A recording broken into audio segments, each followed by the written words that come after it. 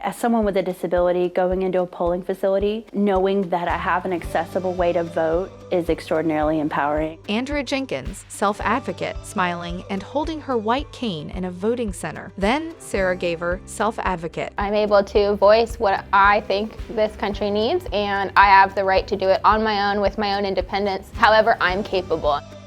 I'm Andrea Jenkins. I live and work in Tallahassee, Florida. I am wearing a blue dress with a cardigan, black cardigan, and I have hazel eyes and blonde hair. I'm Sara Gaver. I am from Jacksonville, Florida. I am 28 years old, white female with blonde hair, and I use a power wheelchair to get around. A poll worker guides Sara into a voting center. Then an accessible voting machine with on-screen options to vote using an audio tactile interface, sip and puff device, or paddle switches.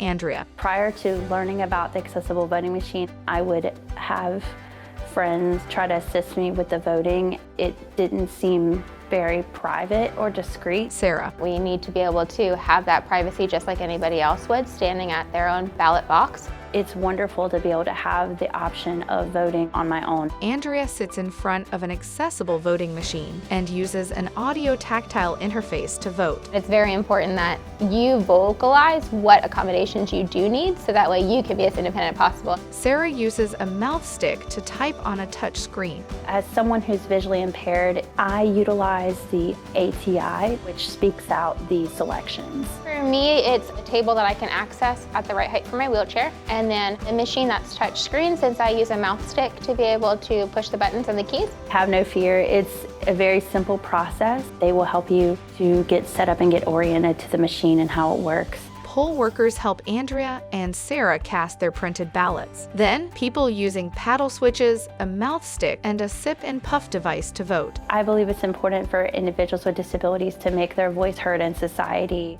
I voted stickers being placed on Andrea and Sara's shirts. It's something that you have the right to go and do, and so you should do it.